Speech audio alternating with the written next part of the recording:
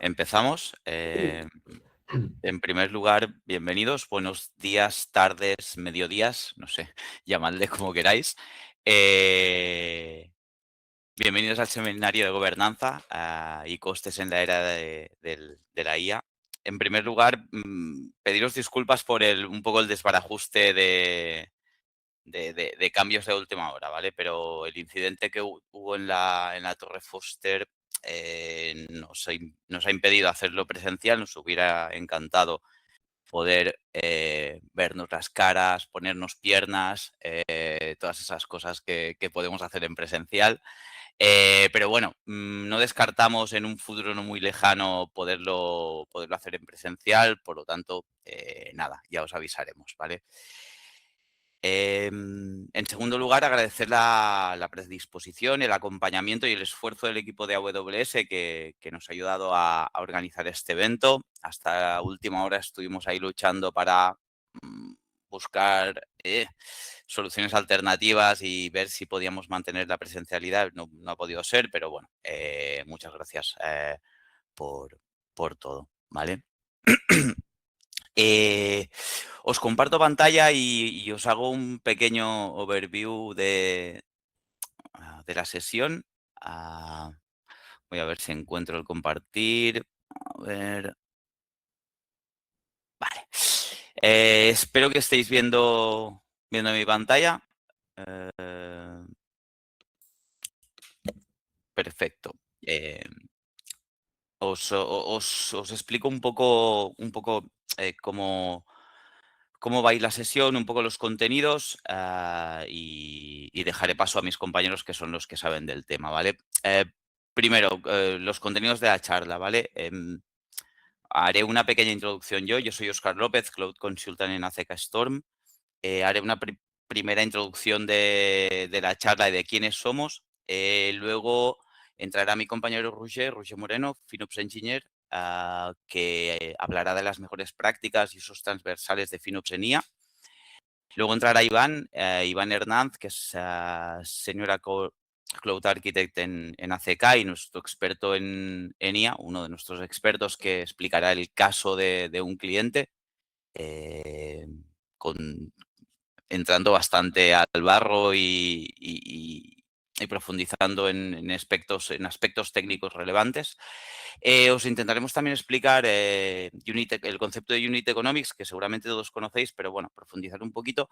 Y la parte esta de nuestro offering en IA, pues creo que la eliminaremos y dejaremos tiempo para que podáis hacer preguntas, aportaciones, consultar dudas, ¿vale? Hay dos formatos de preguntas. Podéis levantar la mano y os muteamos y lanzáis la pregunta. O si nos la escribís en el chat, las iremos contestando por orden de escritura, ¿vale? Ponednos también el correo electrónico en el chat, porque si no nos da tiempo, os contestaremos por correo, ¿vale? Si os parece bien, lo podemos hacer así. ¿Quiénes somos en ACK? ¿Vale? Somos un partner Cloud Native, ¿vale? Estamos especializados en soluciones Cloud Native desde la parte de la conceptualización, la implementación y la operación en 24/7, ¿vale? De infraestructuras en la nube de AWS. Desde este año formamos parte del grupo Icertis y tenéis más información en nuestra web, ¿vale? A nivel de partnering, somos Premier Partner, que es el nivel más alto de partnering que existe en AWS, y MSP, Managed Service Provide Partner, ¿vale? Esta certificación está emitida por una entidad independiente y certifica las buenas prácticas en la gestión de entornos cloud en AWS, ¿vale? Como veis, también somos Kubernetes Certified, formamos parte de la Linux Foundation, de la FinOps Foundation, y tenemos la ISO 27001 de seguridad y estamos certificados con el LENS nivel medio, ¿vale? Como os decía, lo que hacemos es desde esa consultoría estratégica de entender las necesidades de nuestro cliente para hacer la migración, implementación o modernización de esa infraestructura, siempre con un enfoque Cloud Native, porque creemos que es donde aportamos más valor aportamos más valor porque se saca todo el provecho de cloud público, ¿vale? Hasta la operación en 24/7 de todos esos entornos de nuestros clientes, ¿vale? Con un foco muy importante en la gobernanza, observabilidad y seguridad. En la parte de FinOps, y entendida como visibilidad y retorno de inversión, ¿vale? Y en la parte de IA, ¿vale? Hoy nos centraremos básicamente en estas tres últimas patas, la observabilidad, la gobernanza, la visibilidad y optimización de costes y todo centrado en esta pata de la inteligencia artificial, ¿vale? Poca cosa más. Dejo paso a mi compañero Roger. Roger, si te parece, dejo de compartir y compartes tú y así mueves el cursor arriba y abajo. Perfecto. Pues os Muy dejo con Roger. Gracias por estar aquí. perfecto, pues muchísimas gracias, Óscar. Me presento otra vez así rapidito. Soy Roger, soy FinOps Engineer en ACK y bueno, me encargo pues principalmente de todos los temas de FinOps, utilización de costes y este tipo de acciones. Bien, vamos a ver esto que tenemos aquí para que, como ha comentado Óscar, yo os voy a dar unas recomendaciones más generalistas, más aplicables, no solo a IA, sino también a infraestructura cloud y demás. Y luego Iván os va a dar este caso práctico muchísimo más detallado, muchísimo más aterrizado de lo que estaré comentando yo en un inicio. Muy bien, pues vamos a empezar con la primera parte, que sería la gobernanza y el monitoreo proactivo. ¿Qué significa esto? Lo más básico que deberíamos hacer, tanto en entornos de IA como en entornos cloud. ¿Qué tendríamos? Pues tendríamos estas tres primeras partes de aquí. El etiquetado, también conocido como tagging, ¿vale? Que lo que nos permite es marcar recursos. ¿Para qué nos va a servir esto? Por ejemplo, si estamos divididos en distintos departamentos, en distintas estructuras, podemos designar un propietario de cada infraestructura un propietario a cada una de las infraestructuras. ¿Para qué nos va a servir esto en un futuro? Bueno, si algún gasto se descontrola, si ocurre alguna acción, podemos designar a una persona para que lo controle, para que esto no ocurra, para poder evitar este tipo de ocurrencias. Por otro lado, que tenemos los umbrales y las alertas de gasto. ¿Qué nos va a permitir? Pues bueno, como estáis viendo, los proveedores cloud te permiten definir estos umbrales.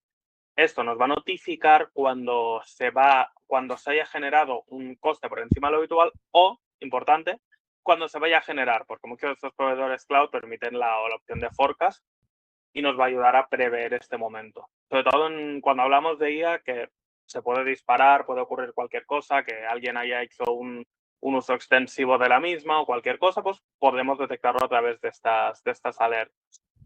Y por último, las métricas de eficiencia. ¿Qué nos va a permitir? Estas métricas están diseñadas para saber si de verdad estamos teniendo un retorno de nuestra inversión.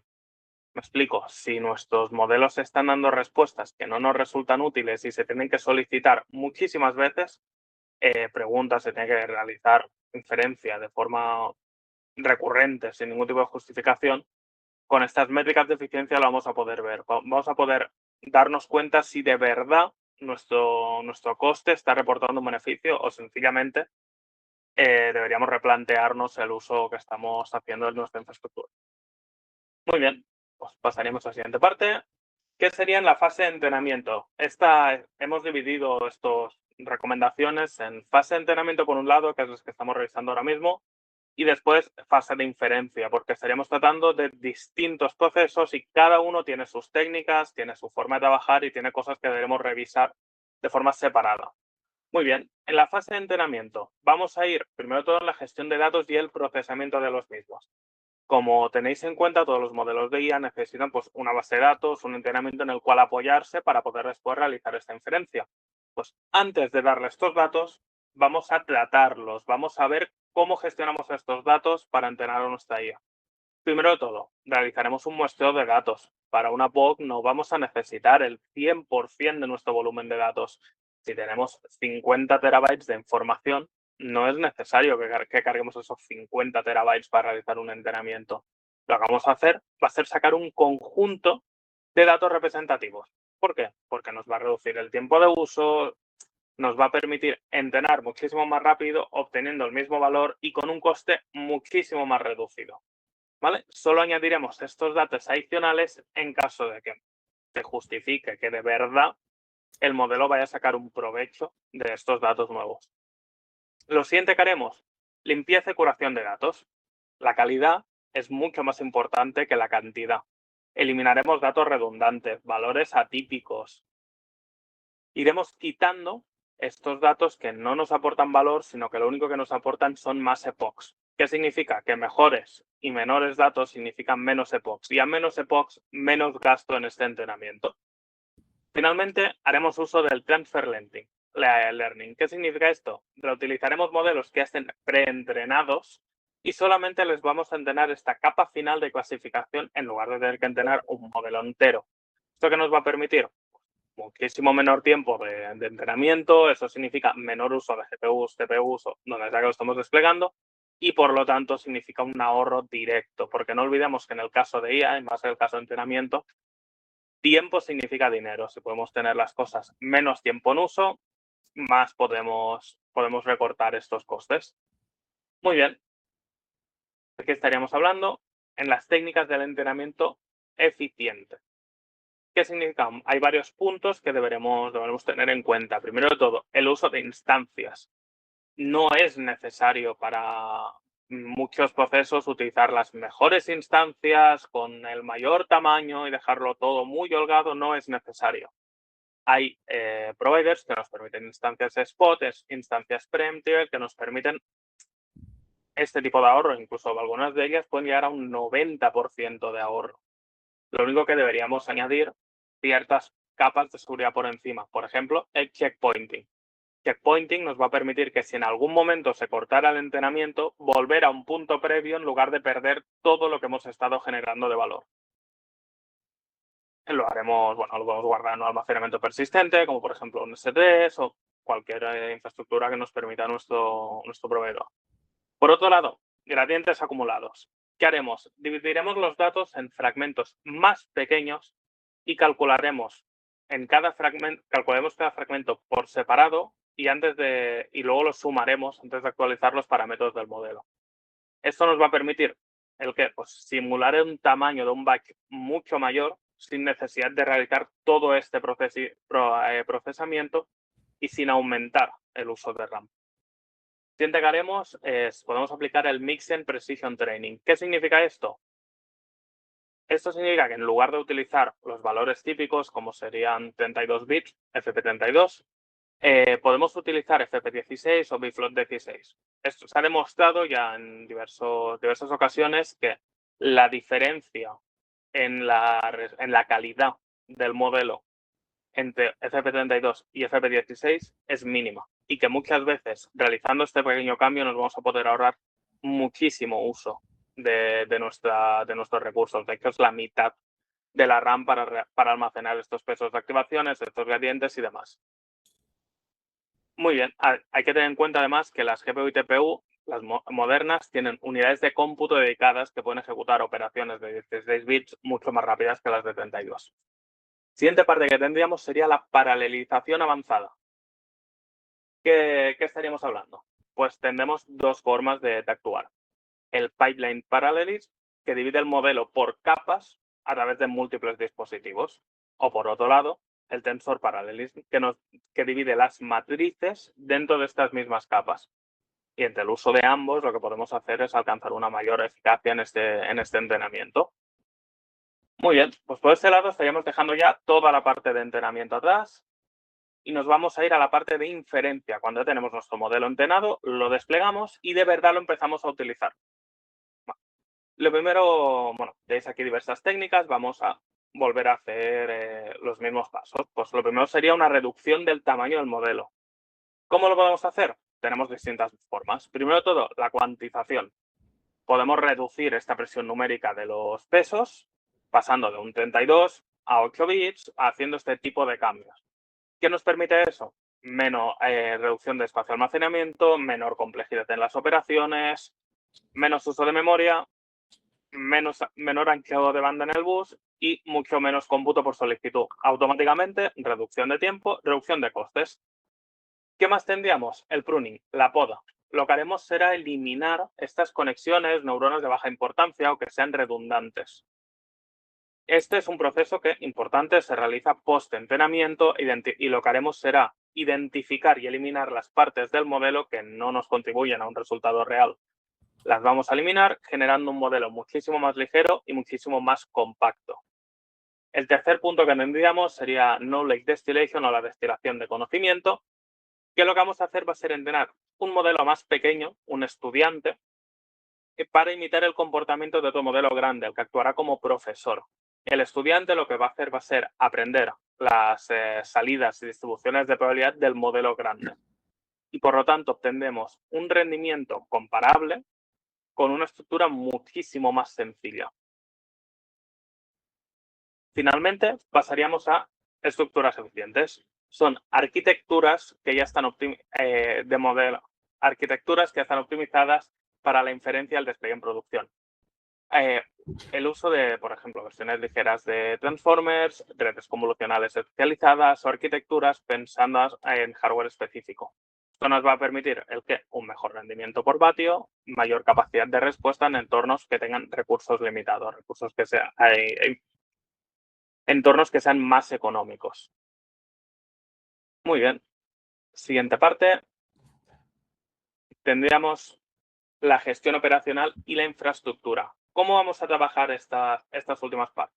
Pues mirad, una de las opciones que tendríamos sería el batch processing, el procesamiento por lotes. ¿Cómo vamos a funcionar?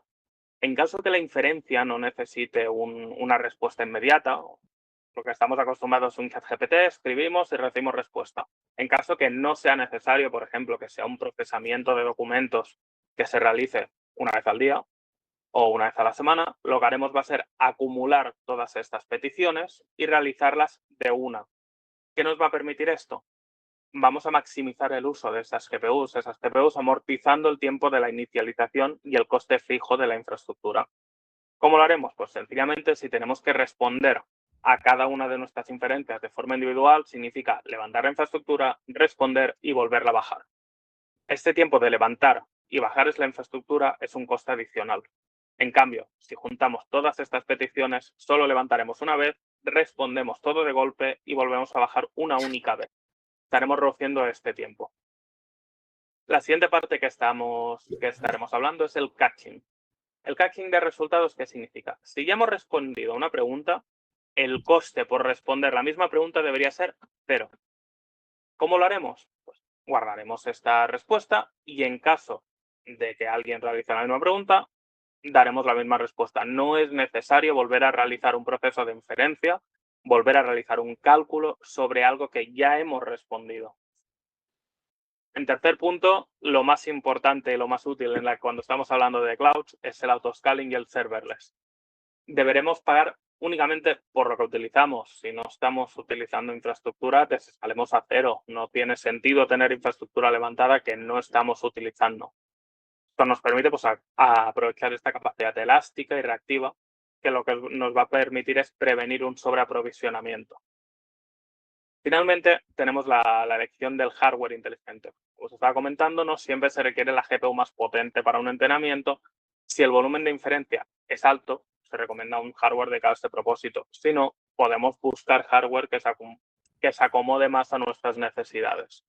Deberemos evaluar el rendimiento por vatio o por dólar para poder determinar esta sostenibilidad a largo plazo. Finalmente, por mi lado, teníamos la responsabilidad y la gestión. Debemos tener en cuenta que muchas veces siempre hay las discusiones del área financiera con la técnica, discutiendo budgets, hablando de estos temas. No es un esfuerzo enfrentado, sino que es un esfuerzo colaborativo para poder realizar un control y un uso responsable de los recursos de inteligencia artificial.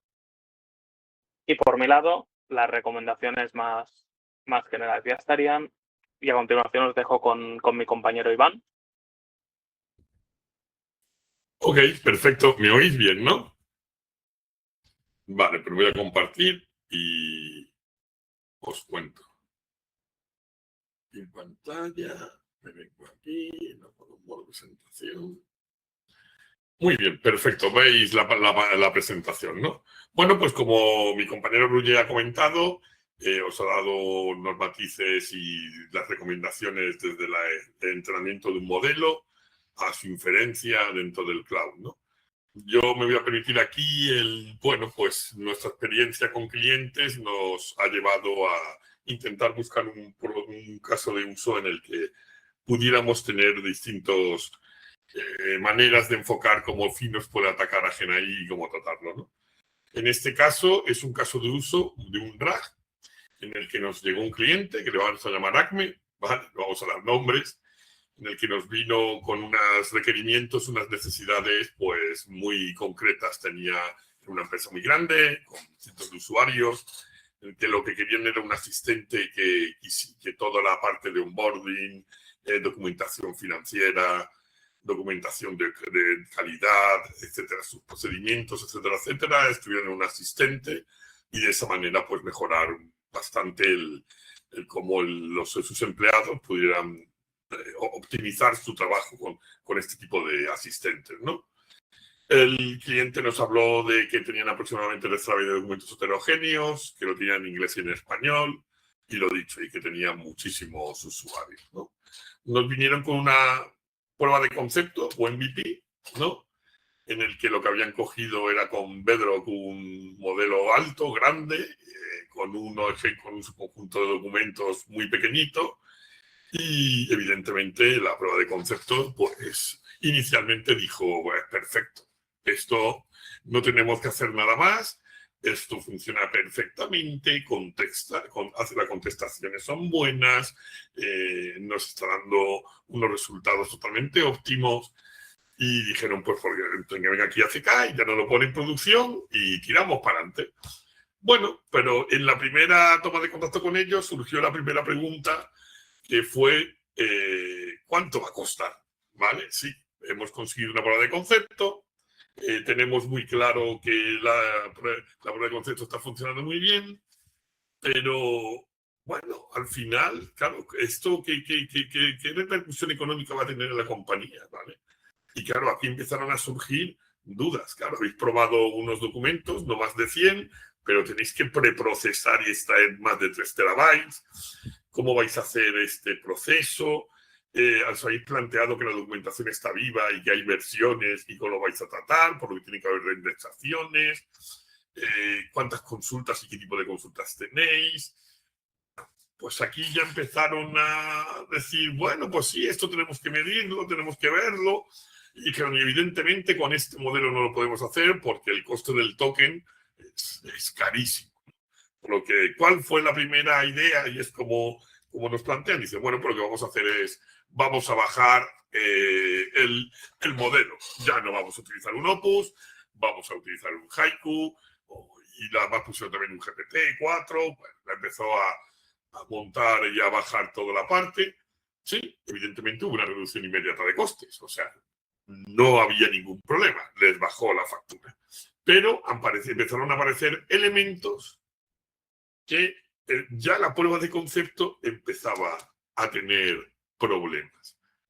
¿Y qué señales aparecieron? Bueno, pues que como la documentación estaba en inglés y en español, pues a veces contestaba en inglés, a veces contestaba en español, empezaba a alucinar, daba compuesta, hablábamos del producto X que tenían los de marketing y le hablaba de otro producto, lo mezclaba.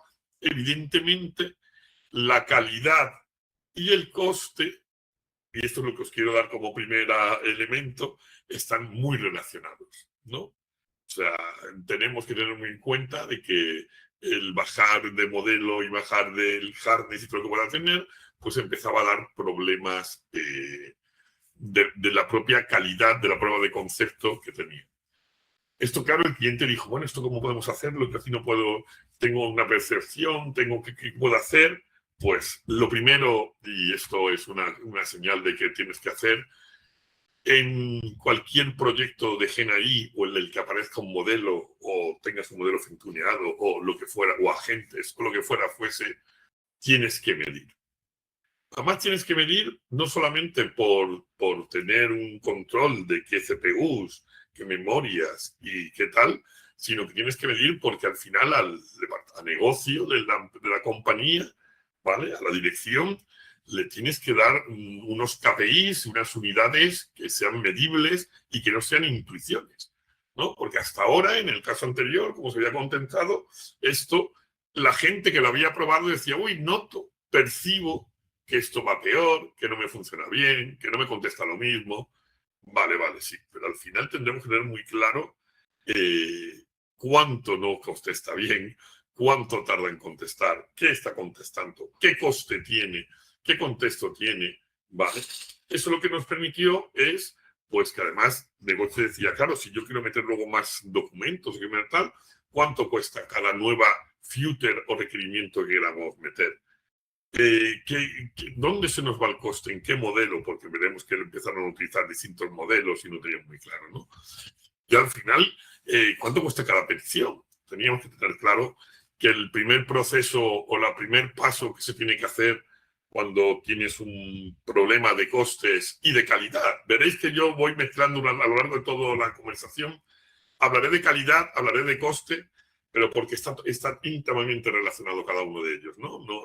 No se concibe el voy a bajar costes y luego tengo una mala calidad en las respuestas y los requerimientos. Igual que no se concibe que tengas cortado, que tengas un coste muy bajo y no me esté contestando bien, ¿no? Bueno, pues lo primero que le planteamos, en AWS tienen toda tu parte, pero nosotros le planteamos al cliente un stack de observabilidad. Aquí os hemos puesto un ejemplo de stack de observabilidad, que es open source. Se puede utilizar toda la parte, cualquier tipo de herramienta, pero sí era importante una cosa dentro de este stack de observabilidad, que es el concepto que se dice de AI Gateway, ¿vale? Porque ¿cómo observamos? Bueno, pues tenemos que observar de alguna manera en el que nuestro asistente, nuestro programa, cuando vaya a hablar con un modelo o varios modelos, tengamos algo en medio que nos permita controlar y tracear la petición, el tipo de consulta, el tipo de pregunta. ¿Para qué? Para que ese elemento, el AI Gateway, nos permita luego llevar trazas tanto de calidad como trazas económicas, ¿vale? Se puede meter OpenTelemetry y dentro de OpenTelemetry hay unos spans que se llaman OpenLLMetrics, ¿vale? Que nos va a decir coste por petición, coste por consulta, tipo de modelo, etcétera, etcétera. Ese AI Gateway, que es un elemento fundamental dentro de esta observabilidad, nosotros precisamente pusimos LittleLM, existen ya varios, tenemos tal, o sea, esto es simplemente una exposición de lugar sobre lo que tendría. Al final tendríamos LittleLM como OpenAideway. Lanfuse nos permite trabajar las trazas, nos permite coger costes por request, nos permite evaluar incluso, imaginaros de que vamos cambiando el modelo por algún motivo, si el modelo nuevo contesta bien o contesta peor. O sea, nos permite trabajar con esta parte. Al final tendríamos dashboard, por lo que ya podemos ir al equipo al C-Level, ¿no? A nuestro comité de dirección y decir, mira, pues esto está funcionando así, con estos costes, con estos modelos, tienes ya una capacidad de control. Y por último, y os contaré luego, LittleLM, al ponerse en medio entre lo que sería GenAI con lo que sería la aplicación, te va a permitir hacer un routing. Veremos un poco lo que es ahora en continuación el routing. Bueno, pusimos el stack de observabilidad. ¿Y qué empezamos a notar en nada más poner stack de observabilidad? Evidentemente, y también es el motivo por el que os hemos puesto un ejemplo de un cliente que tenga un RAG, porque aquí detectas de que el coste no es solo la inferencia. O sea, el coste no es solo el poner que el modelo nos esté contestando, ¿vale? Sino que hay un proceso offline o un proceso de carga de la información de esos documentos en los que tienes que tener, igual que como ha comentado mi compañero Roger, tienes que tener en cuenta el tamaño del chunk, si hay documentación duplicada, qué me va a costar hacer los embeddings, que son los vectores que luego el RAG va a utilizar, si esos embeddings, pues si ahí se versiona el documento, cómo tengo que hacer una reindexación, etcétera, etcétera. O sea, el RAG es un ejercicio muy interesante porque podemos ver que hay costes antes de la inferencia y costes en la plena inferencia, ¿no? Iván, perdona. ¿Sí? Iván, perdona que te corte. Allí hay gente que no ve la parte de abajo de la presentación porque se ve se ve la cámara. Porque se ve esto.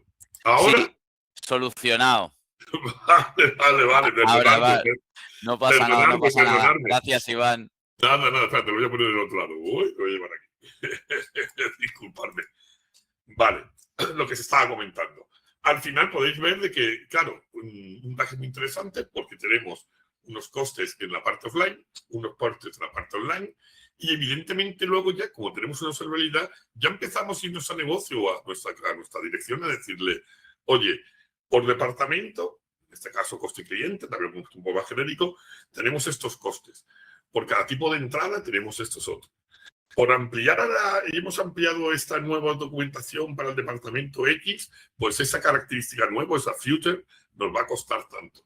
Ya medíamos, empezábamos a medir, empezábamos a ver un poco la realidad. Ya no era cambiar el simple modelo, sino, bueno, pues ya empezamos a tener elementos para tomar decisiones de ingeniería. ¿Vale? Eso lo que nos llevó con el cliente a deducir es que la ingesta o la parte offline, es el caso de un RAG, ¿no? Repercute directamente en el coste luego de la inferencia. Empezamos a detectar de que los documentos, claro, ellos habían hecho una plan de concepto con sus 100 PDFs iniciales, pero de repente se detecta de que hay PDFs que tienen tablas, que tienen imágenes, que tienen gráficas, que claro, que una cosa es que un gran modelo te lo coja en tiempo real todo el documento y te conteste que lo ve todo porque es multimodal y tal, y otra cosa es ahora que estás completando a coger modelos pequeños para poder tal, tienes que empezar a crear un pipeline para poder hacer una ingesta que evidentemente te permita trabajar y te permita hacerlo de una manera ordenada, dando la calidad máxima y evidentemente controlando el coste, ¿vale? La característica es lo que os he comentado, ¿no? Que teníamos terabytes, tal, no sé cuánto. Aquí empezamos a probar con distintas herramientas. Al final son distintas herramientas que nos ayudan al pipeline de la ingesta. Docklin, Unstructured, Camelot.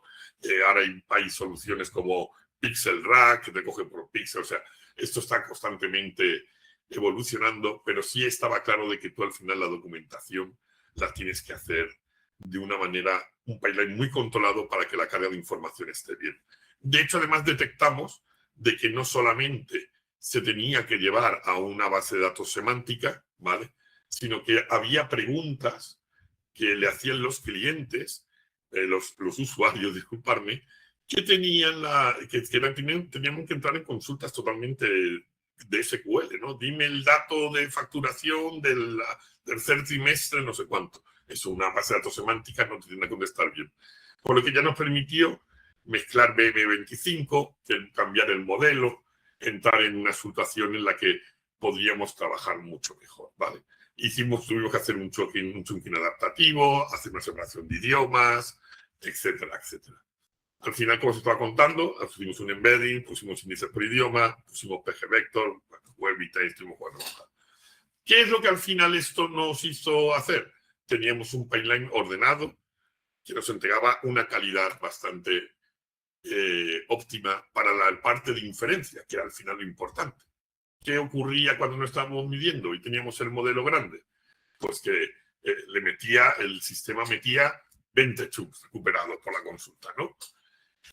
¿Qué nos hizo introducir Context Engineering, reduciendo todo ese tipo de cosas? Pues que al final el contexto que les entregaba para que el sistema devolviera la contestación era mucho más pequeño.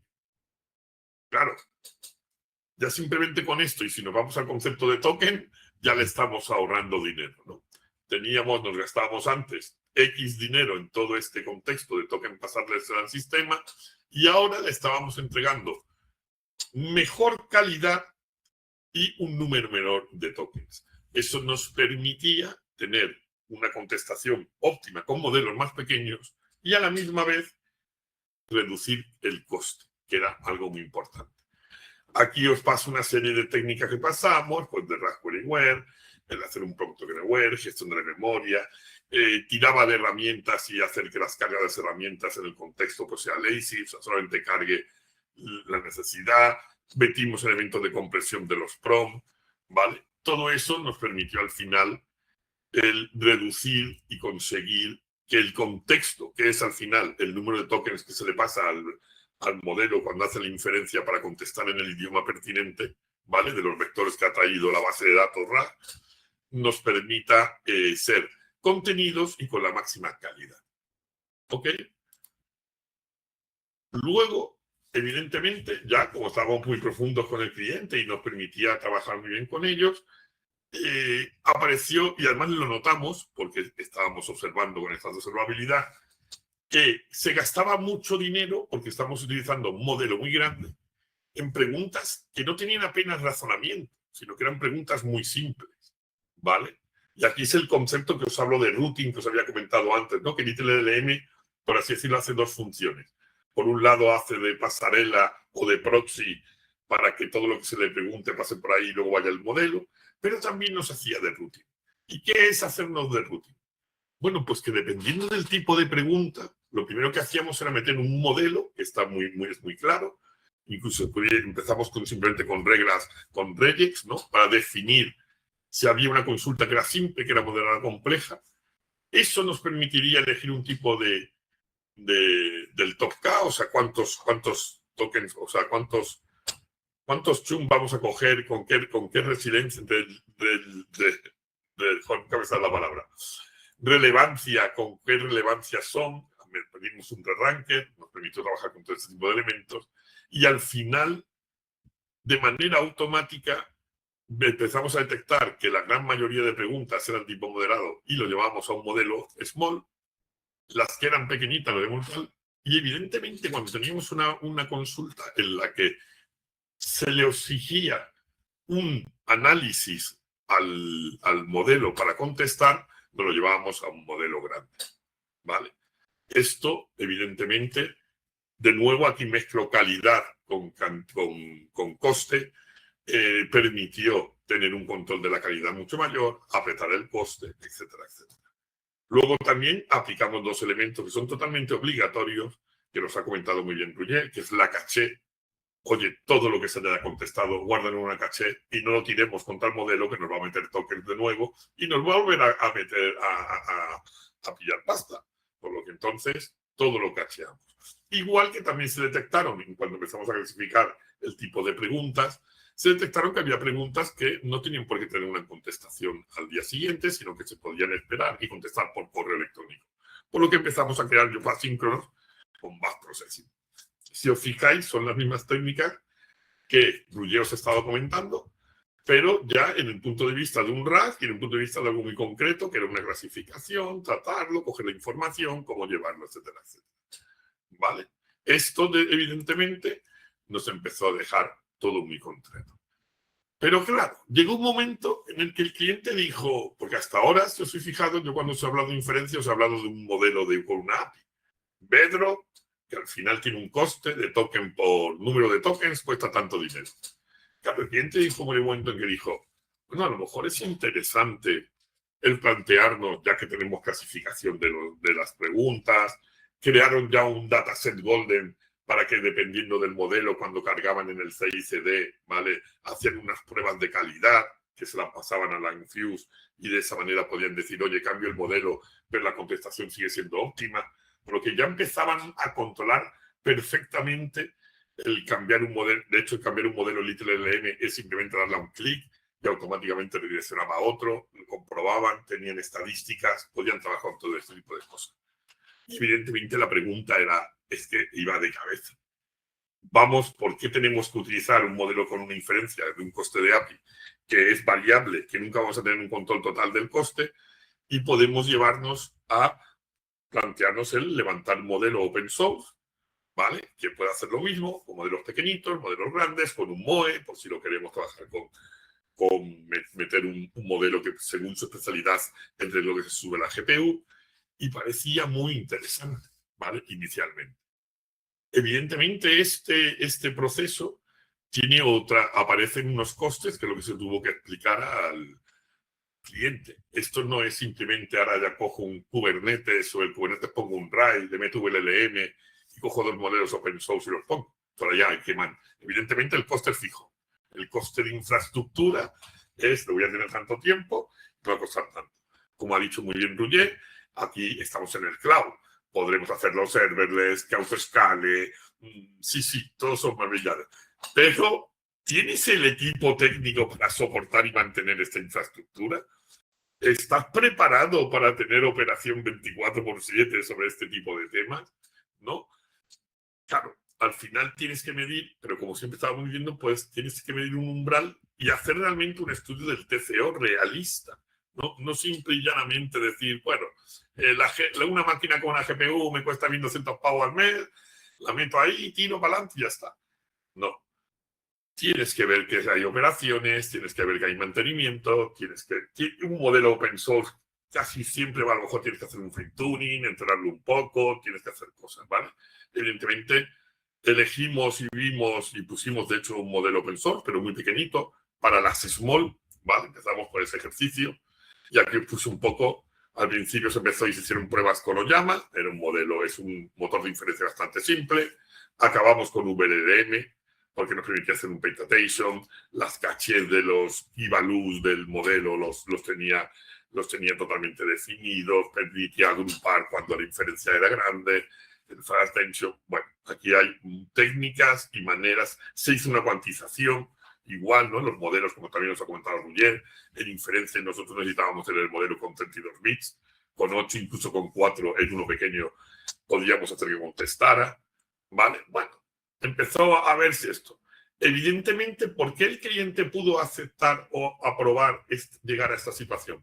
De nuevo, y aunque me repita 1000 veces, porque tenía un stack de observabilidad, porque estaba midiendo la calidad y estaba midiendo el coste. Tenía las herramientas para poder tomar este tipo de decisiones. Claro, perdonadme, vuelvo un momento para atrás. No sé si puedo parar, sí. Vuelvo para atrás. Claro, vamos a poner un modelo, sí. ¿Qué modelo?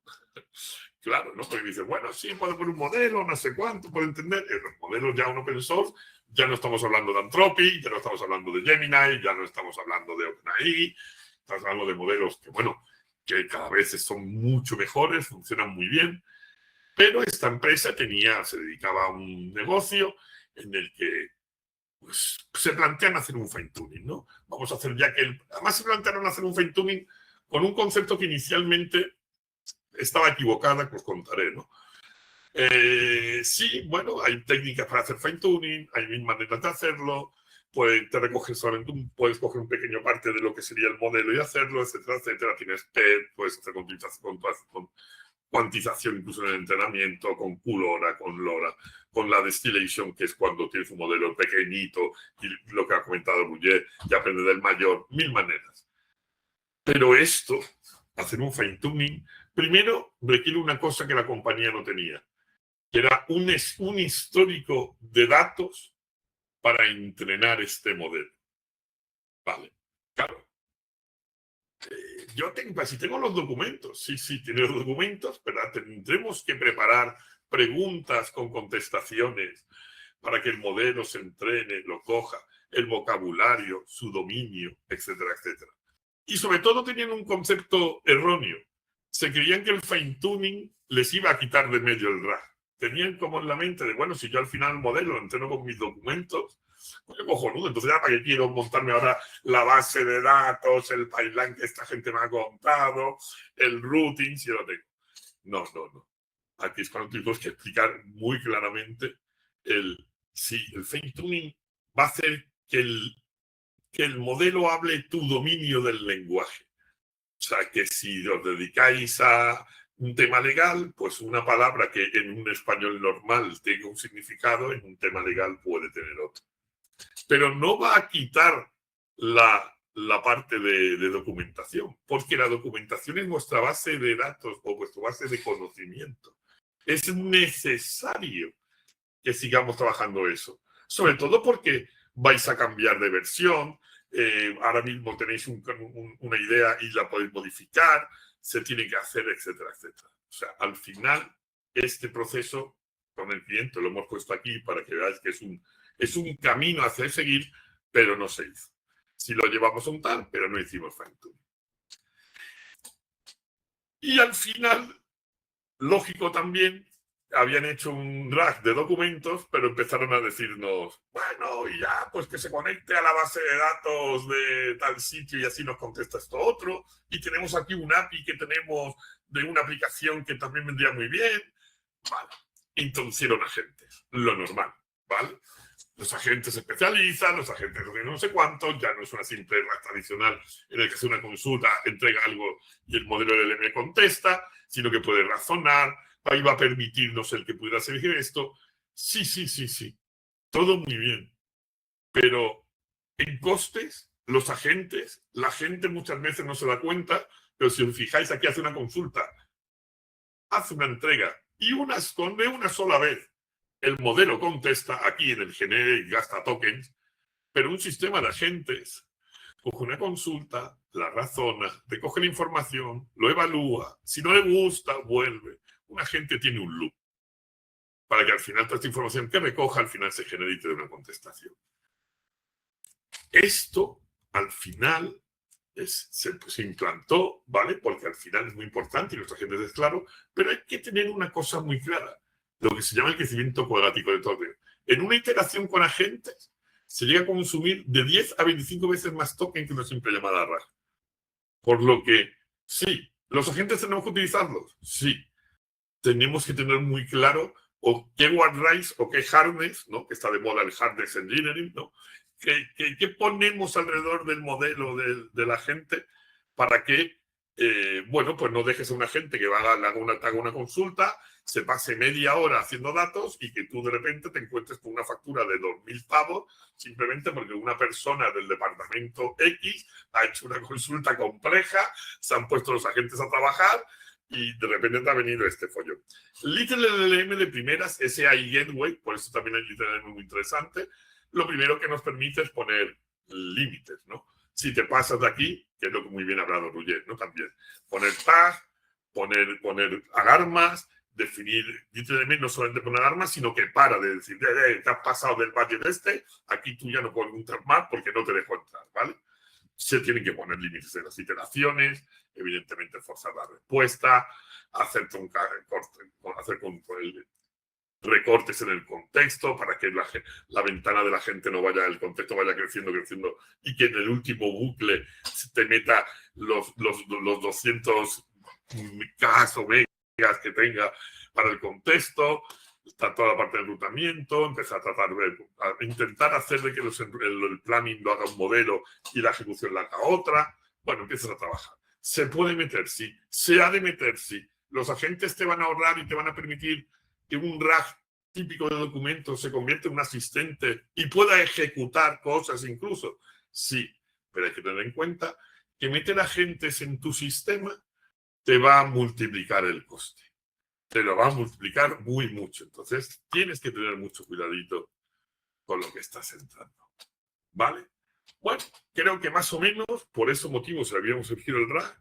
Os hemos contado una historia de una prueba de concepto inicial a cómo se ha ido pasando y cómo se fue evaluando y cómo se fue mejorando, siempre manteniendo el par coste-calidad, ¿no? Y cómo tratarlo. Espero que os haya tenido tal. Al final aquí lo que hacemos es una referencia general de todo lo que os he comentado. Al final que en la ingesta tienes que tener decisiones, cómo elegir los documentos, hacer la extracción, cómo hacer el chunking, la duplicación de datos, sacar los embeddings. De los embeddings, si vas a tener consultas con BM25, sacar índices, qué herramientas utilizar, qué base de datos.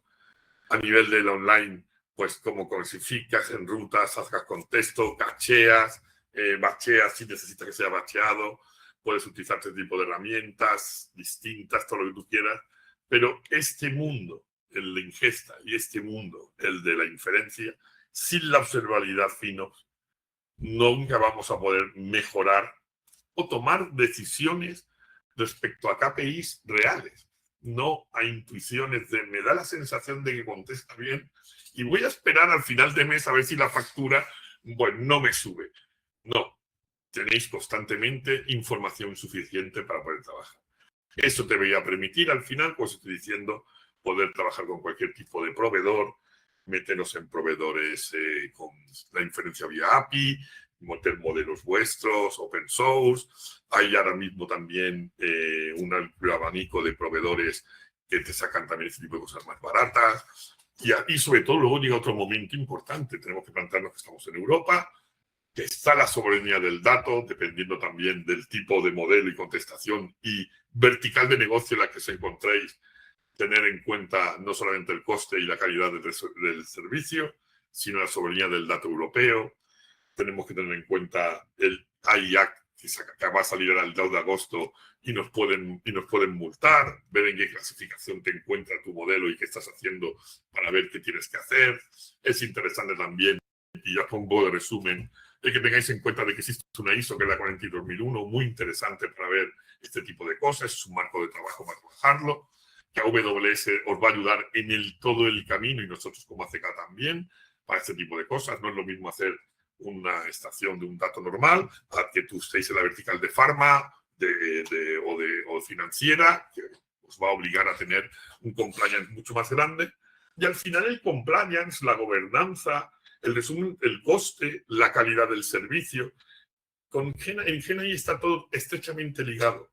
Entonces, al final, y por daros un poco, ya acabo, perdonadme el rollo, me encanta enrollarme. Disculpadme, aquí. Al final, y dentro del marco que hemos hablado, no tanto de gobernanza, sino de la parte de finos y de costes, tener claro de que si vais a empezar algo, el coste el coste tiene que plantearos que en la utilización de un modelo, el routing, su caché, los agentes, tenerlos desde el principio. No planteéis una prueba de concepto, un MVP, de venga, voy a hacerlo y ya luego le veré cómo leches miramos esto del coste y demás. No. Tenerlo desde el primer día, o sea, diseñar vuestras soluciones teniendo el coste en la mente. Evidentemente, lo que no he parado de repetir, sin observabilidad no hay fino. Así que sin observabilidad no tenéis nada. Ni fino, ni si la calidad contesta bien, ni cuánta, lo podemos enseñar normal, ni cuánta CPU, GPU, memoria, espacio en disco estamos gastando. O sea, el concepto, no hablo de monitorización, hablo de observabilidad como un nivel más alto, ¿vale? Tenerlo siempre en cuenta, es una herramienta necesaria. Entiendo que empecemos con una prueba de concepto, un MVP, en el que simple y llanamente hagamos la prueba para ver si técnicamente podemos, pero en cuanto tenéis un OK a eso, meter observabilidad, empezar a tratarlo. El caso de que hemos puesto un RAG es porque hemos querido daros una idea de que no solamente la gente muchas veces piensa, no, el coste solamente va al runtime, al tiempo de inferencia, y no es verdad. ¿Vale? No es verdad ni en el caso de un RAG, como os he contado, porque hay una ingesta inicial, ni en el caso de los agentes con tools, en el que a veces obtienen un tool, a veces intentan ir a una API, etcétera, etcétera. Y como ha dicho muy bien Ruye, al final, FinOps en GenAI es ingeniería, no lo va a gobernar el departamento de financiero. El departamento financiero va a ser vuestro cliente que os va a decir, oye, ¿qué estáis haciendo? ¿Cómo estáis gastando esto? ¿Cómo lo estáis haciendo? Y tal. Pero tenéis que plantearos a fino como un proceso dentro de la ingeniería del software y dentro de vuestros diseños. Tenemos algunas preguntas ya a Y Iván. acabo, sí, disculpadme, me he pasado No. un poquito, pero disculpadme. No pasa nada, no pasa nada. Vale, acaba y luego pasamos a las preguntas. No, acabo. Yo ya he acabado porque ¿Sí? creo que ya entramos en Ruye vuelve a entrar un poco, ¿no? En qué son las unit economics, que es un dato importante, es algo que creo que entendáis. Pues Ruye, te dejo ahí compartir. Vale, perfecto. Pues si me dejáis hacer un momentito el apunte sobre Unit Economics, creo que puedo ayudar con algunas de las preguntas que tenemos pendientes. Os comento un pelín lo que entendemos como Unit Economics. Unit Economics significa la capacidad de entender cuánto nos cuesta nuestra infraestructura frente al beneficio que nos puede generar la misma. Para ello, pues como ha comentado varias veces Iván, tendremos que tener en cuenta la observabilidad. ¿Por qué?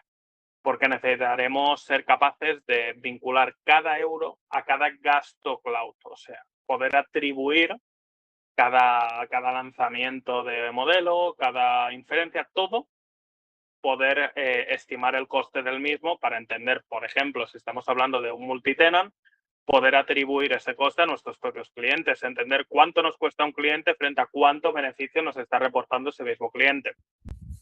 deberemos detectar una métrica clave, la unidad de negocio, que debe ser atómica, por ejemplo, por usuario, por request, por token, lo que nosotros consideremos que nos va a mejorar en nuestro negocio. Y esto nos permite llegar al objetivo, que es optimizar el coste marginal para cada operación unitaria. Significa ser capaz de entender cuánto es el coste de cada operación y ver si esa operación nos resulta rentable, porque si nuestro coste de un cliente es 200 euros, por decir algo, y su beneficio es 150, estamos teniendo pérdidas. Hay que ajustar. A lo mejor tenemos que hacer nuestra infraestructura más económica. A lo mejor el coste estimado del cliente no es correcto. Tendremos que ajustar por algún lado. Por otro lado, debemos entender esto aplicado a GenAI Cloud, pues lo que os está comentando, coste por consulta en RAC. El gasto total contra el número de consultas exitosas, importante. El coste del modelo. Como comentaba Iván, hay distintos modelos. Cada uno tiene un coste distinto. Deberemos entender cuál se adapta a nuestras necesidades y cuál nos va a resultar útil. El coste por el input, coste por el token, por lo que estamos utilizando, pues podemos realizar la medición por Light LLM, Langfuse, etcétera. El coste por el propio usuario, la relación del coste contra los ingresos generados por cada usuario, poder ver si ese usuario nos resulta rentable o no. Bueno, pues eran estos pequeños apuntes que os quería dar sobre Unit Economics. Y creo Sí, que ya. no. Y creo que con este apunte Roger ha respondido a la pregunta que nos ha lanzado Alejandro. Que entiendo que sí. Alejandro, si quieres comentar algo, te doy la palabra, ¿eh? A ver. Alejandro. Alejandro.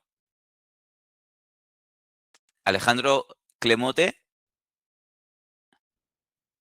Hola, hola. Hola. ¿Te ha respondido Roger a la pregunta? Sí, Ha quedado claro. Vale, perfecto. estoy con esta diapositiva mirándola. Sí. Vale. Pero porque, claro, el camino que ha hecho Iván es, claro, hacemos una cosa, es carísima, ¿qué hacemos con el coste, no? Pero eso es muy carísimo, es muy caro. ¿Cuál es Sí, vuestra metodología, no? Para decir, pues, mira, este producto o este servicio te costará X. ¿Tienes un modelo de negocio con este coste? ¿Sí o no? ¿No?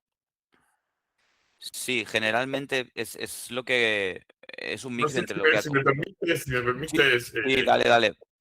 evidentemente, yo os he planteado un cliente que vino con esta situación, ¿vale? La realidad es que ahora mismo en Acegastón, esto que tú acabas de decir, lo primero que hacemos. Nosotros lo primero que hacemos es una pequeña consultoría de madurez de vuestra solución, ¿vale? En el que vemos si realmente, y a veces es muy triste, pero hay que decir al cliente, mira, esto que estás planteando, si lo metemos simplemente en costes es inviable. Tú le estás diciendo, ¿por qué estás diciendo que tu suscripción cuesta 200 pavos? Ah, porque la competencia lo tiene a 150. Pero has medido, has tenido en cuenta esto. O sea, ya nosotros tenemos todo el bagaje y toda la experiencia para este tránsito que os cuento, como un propio cuento, ¿no? De todo por lo que tienes que pasar. Evidentemente nosotros ya tenemos muy industrializado este tipo de soluciones y cuando nos encontramos con un cliente, lo primero que hacemos es una pequeña consultoría y le damos un roadmap automáticamente, tanto técnico como de costes. Es tan importante la parte técnica como la parte de costes. Incluso tenemos consultorías especializadas de fino, ¿vale? En el que ya el cliente, oye, pues técnicamente todo esto que he contado lo sabe solucionar, pero quiere ver cómo se le puede medir, cómo se puede hacer un estudio, pues todo ese tipo de cosas las tenemos. No vamos un poco al salto a la mata como te os he contado en este webinar, ¿vale? Muchas gracias. Perfecto. Tenemos otra pregunta que lanzaba Esteban Anatorne, en el que nos pregunta cómo se controla el acceso a los documentos. ¿La IA accede a todos ellos cada vez que se pregunta o cómo se gestiona que se acceda solo a ellos a los que el usuario puede lanzar prompts, etcétera? Eso creo que Iván ha hablado de ese caché intermedio que nos solucionaría, pero Iván, dale, que Sí. tú eres el que sabes. En el pipeline de ingesta que yo os comento, ¿vale? Uno de los procesos importantes es la granularidad del usuario. ¿Quién puede acceder a qué? Evidentemente, al final todo lo tenemos en una base de datos, ¿no? O sea, esos documentos, en la parte de ingesta, coge un documento, va página a página, lo convierte en vectores, bueno, hace un chunking, lo pasa a embedding, esos embeddings se ponen, pero esos embeddings tienen unos metadatos, que es: este dato solamente lo puede ver el usuario que pertenezca al grupo de marketing. Este dato solamente lo puede ver el usuario. Lo tienes totalmente, al final, clasificado dentro de la base de datos, ¿vale?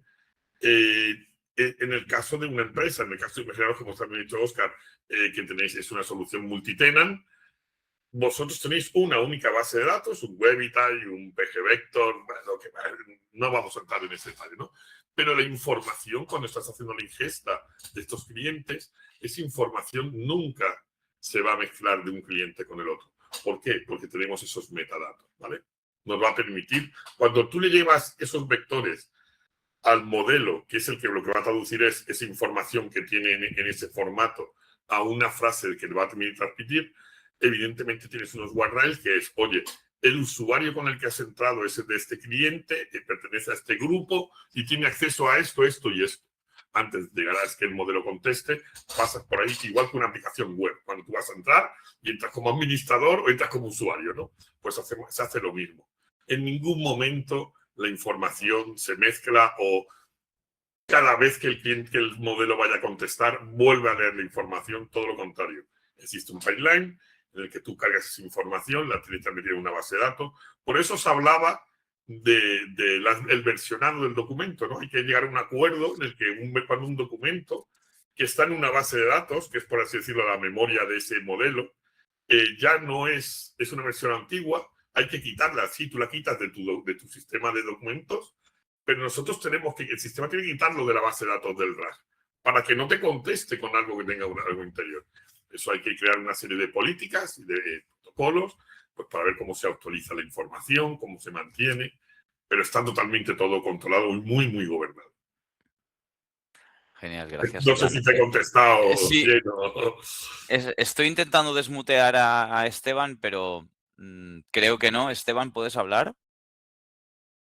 Creo que sí, ¿eh? Claro, muchas gracias. Vale, Vale, perfecto. muy Pues bien. pregunta solucionada. Vamos a por la siguiente. Vale. Vale, nos comenta José Manuel, me da la impresión de que todo va muy rápido en los LLM de inicio sin tener los costes en cuenta. ¿Existe algún modo de aprender estos conceptos mediante formación y qué tiempo requiere para formar al personal de una empresa? Rápido va, muchísimo. Gran pregunta. Fluye tú mismo. Por este lado te contestaría de dos formas. Uno, poder realizar aprendizaje autónomo para que nos entendamos. Pero por otro lado, si quisieras formación especializada, por ejemplo, en costes aplicados para inteligencia artificial, tienes certificación y curso oficial por parte de la Finops Foundation, que te da pues eso, todas las bases, te certifica con sus pertinentes exámenes, etcétera. Tienes también pues de las propios hyperscalers sus certificaciones pertinentes. Amazon tiene hasta el nivel professional, si no me equivoco, no, corrígeme Iván, no sé si sacó el specialist Sí, o no. la del developer profesional en GNI, correcto. Perfecto. Pues tienes este tipo de certificaciones que aportan valor y te permiten comprender lo que está ocurriendo. Pero al fin y al cabo no dejas de depender de alguna propia necesidad o acción de aprender por tu lado en estos casos. Sí, porque como muy bien dices, José Manuel, va muy rápido. Vale, me he hecho un curso.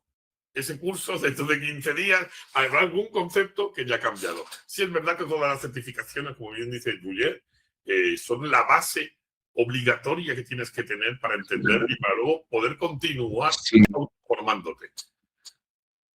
Dime. Claro, es que, no sé, es que la pregunta os la hago porque yo ya trabajé hace muchos años como cliente vuestro, me fue muy bien, con Genion. sigo ligado a vosotros ya más desde el mundo de la formación en algunos casos, porque soy profesor de universidad, y dentro de eso tengo el gran dilema. ¿Cómo saco a alguien que pueda entrar en vuestro mundo sin entrar pegándose un trastazo de frente?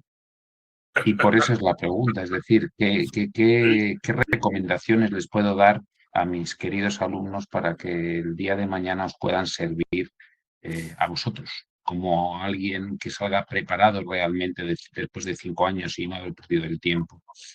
Es complejo esto que estás diciendo, José Manuel, en el aspecto de la universidad y tal, es complejo porque al final la universidad te enseña a pensar, te enseña a buscar la información, te abre la cabeza, ¿vale? Pero en el mundo aparte de los LLM, la inteligencia artificial, con costes o sin costes, lo que quieras, el propio alumno debe de tener la inquietud suficiente para estar constantemente actualizándose. Yo tengo 56 años, ¿vale? En los últimos 10 años he vuelto como si a estudiar la carrera 5 veces distintas. O sea, tienes que estar formándote aquí. Sí, entiendo ese concepto, por eso mismo lo digo. Aquí Óscar te podría decir, a lo mejor podemos preparar una formación, un mentoring, dar un curso final, podríamos, sin ningún problema. Eso yo no sé, ya ahí tienes que hablar con Óscar. Pero una contestación generalista yo no soy capaz de darte, tal lo que ha dicho Ruggier, ¿no? No, creo que me ha contestado Ruggier claramente, es decir, el que quiera avanzar, que entre ya sabiendo lo que hay en el mercado y punto. Correcto. Creo que Ruggier me ha contestado la pregunta de forma clara y muy concisa al respecto de al menos por dónde les puedo llevar, es decir, que... Sí, al final casi que lo mejor es ayudarlos a pensar y darles un casco porque la hostia, alguna hostia se van a dar, pero es un poco así, ¿no? Generalmente introducirse en el mundo laboral y hacer ese salto, pues bueno, es darse algunos golpes y luego ir avanzando, como ir en bicicleta. Yo soy el profesor de sistemas distribuidos y tratan conmigo esto en la última asignatura del año del curso y me os encuentro que por dónde les llevo. Mira, sistemas distribuidos, conoces RAID, ¿no? Sí. Pues te digo que en los últimos 4 o 5 años que van a venir, un clúster de Kubernetes con un clúster de RAID encima, eso, por ahí van a ir todos los tiros. Porque va a llegar un momento en que va a ser intratable pagar las APIs, se van a tener que montar modelos open source y se van a necesitar ingenieros que sepan trabajar con sistemas distribuidos. Al final, la inferencia del modelo es sobre un sistema distribuido. Al final lo tienen sobre SLang, TensorRT de NVIDIA, los motores de inferencia, pero cómo distribuyes la GPU, el coste de la GPU, lo mueves entre máquinas, ahí RAID te va a ayudar muchísimo. O sea, si haces un especial RAID, tendrás a gente colocada en la calle rápidamente. Vale, gracias. Me habéis dado muchas ideas. Muy amables. Gracias a ti, gracias a ti. Pasamos a la siguiente pregunta. La ha hecho Lucía Sierra, sobre las técnicas para la inferencia como la cuantización, la poda y la destilación de conocimiento. Entiendo que esto requiere tener acceso a los pesos del modelo. Lo que habría que usar o los propios modelos open source, o se pueden usar estas técnicas en otro tipo de modelos. Cualquiera de los dos, sí, eso tiene que ser open source. Sí, no sé. Tienes que tener los pesos. O sea, no puedes coger Anthropic y que la tienen en un servidor en el que tú accedes con una API y pretender modificarlo. Eso es inviable. Sí es verdad que muchas de esas técnicas que se utilizan en los modelos open source, en los que tú debes de tener los pesos del modelo, ahí entras en un proceso que es el antiguo proceso que se hacía antes en MLOps, ¿vale? Entrenamiento, haces pruebas, tienes un dataset, haces un curaje de los datos, lo metes, etcétera, etcétera. Es como la parte antigua del mundo del GNI moderno, pero se tiene que aplicar también en los LLMs. Al final, un LLM no deja de ser un transformer, una red neuronal, que la tienes que entrenar con este tipo de técnicas. Las técnicas que cuenta Ruggier son técnicas que se mejoran y que te permiten trabajar ese tipo de cosas. Pero si entras en un mundo totalmente del entrenamiento, el fraccionamiento de los datos, todo lo que ha comentado Roger. ¿Vale? Genial. Lucía, ¿te ha abierto el micro? Sí, ¿me escucháis? Sí, Sí, perfectamente, perfectamente. Veo que has hecho una segunda pregunta. No sé si te hemos contestado la primera, entiendo que sí, pero si Sí. quieres lanzar la segunda tú misma. Vale, pero espera, es que tengo una pregunta de lo que habéis dicho, claro, porque si tú coges un modelo open source que tiene billones de parámetros que son enormes, ¿hay alguna técnica para hacer estas cosas de manera sencilla? Que no tengas que meterte a los parámetros del modelo y todo. No, ¿no? Vale, vale. No, al final, vamos a ver, ¿por qué solamente hay 3 grandes compañías o 5 o 7 en el mundo? Pues porque necesitas un hardware, o sea, como tú bien dices, millones de parámetros para entrenar. Necesitas GPU, necesitas servidores, necesitas procesos distribuidos, como hablamos antes con José Manuel, millones de GPUs. O sea, otra cosa es, y es algo que se entiende un poco ya en la ingeniería y es una parte más de informática, que tú utilices ese modelo como la capa de razonamiento y le pongas un harness alrededor. O sea, le digas, oye, solamente vas a hablar de estas instrucciones. No le entrenas, sino le acotas sobre lo que tiene que hablar. ¿Vale? Eso es lo que se está haciendo ahora con los agentes.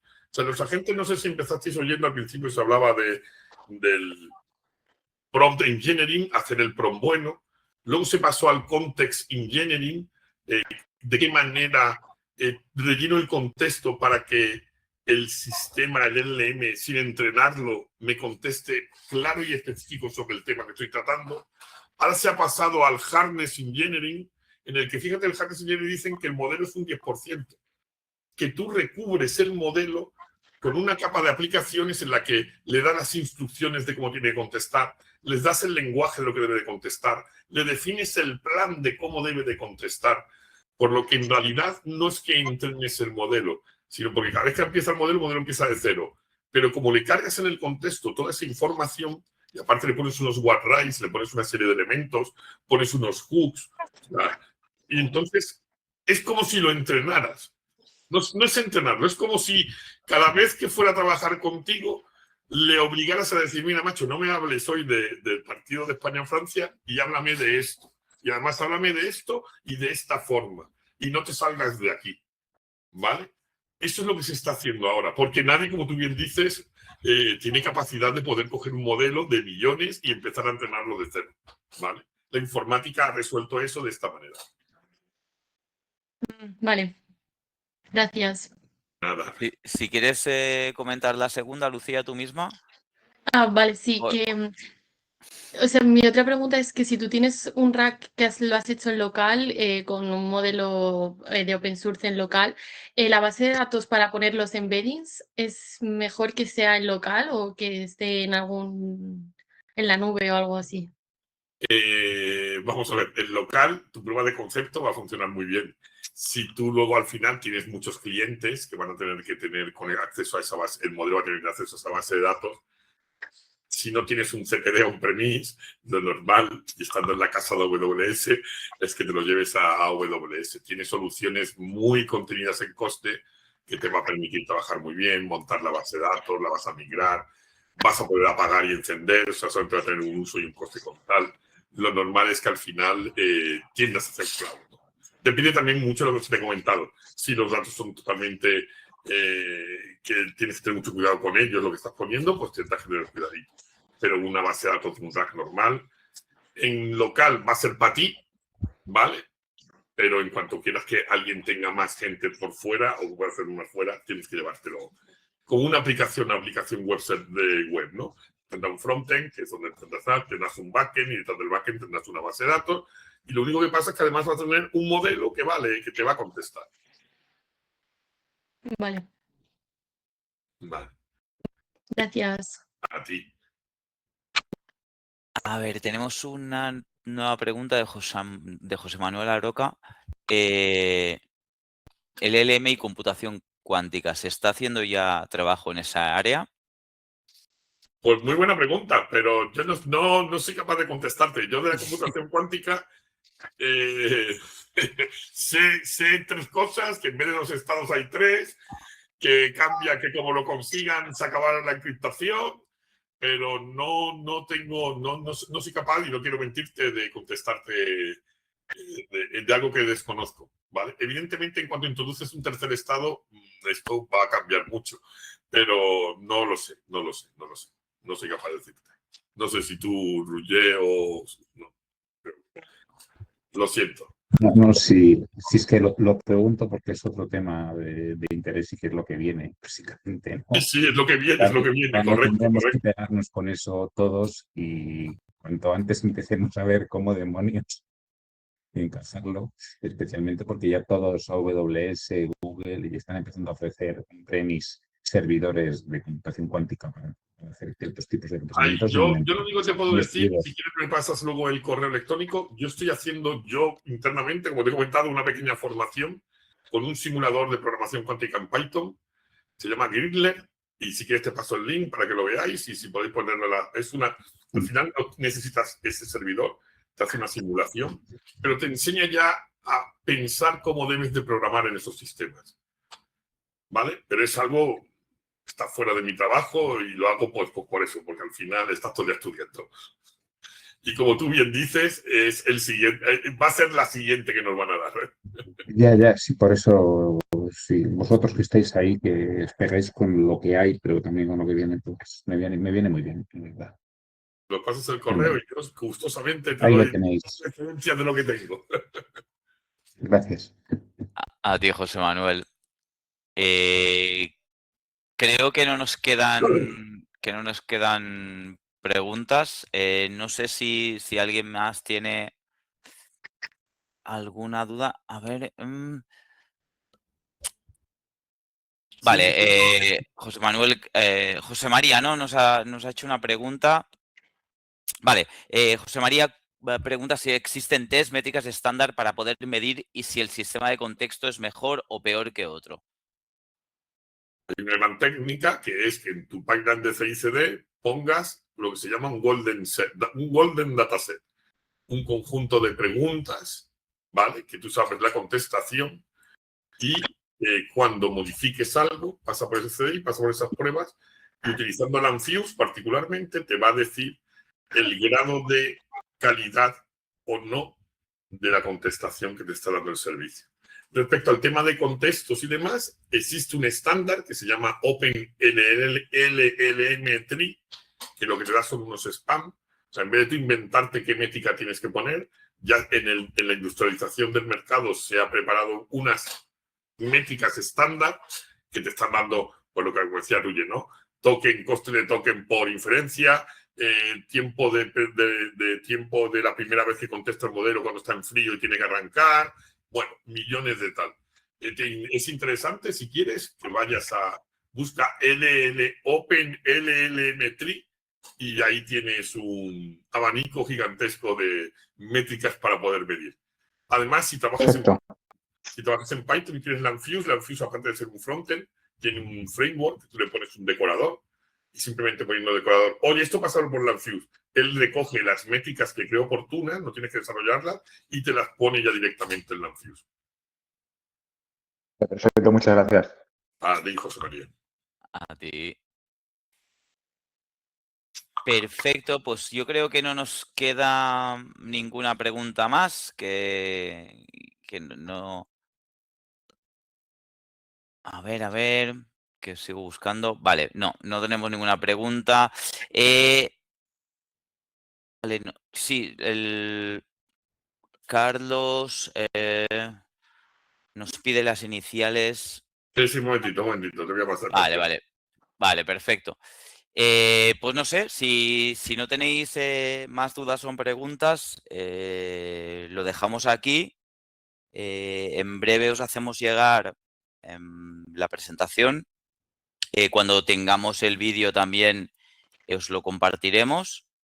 Al final de la presentación creo que hay acceso a un ebook con más información sobre todo lo que hemos hablado hoy.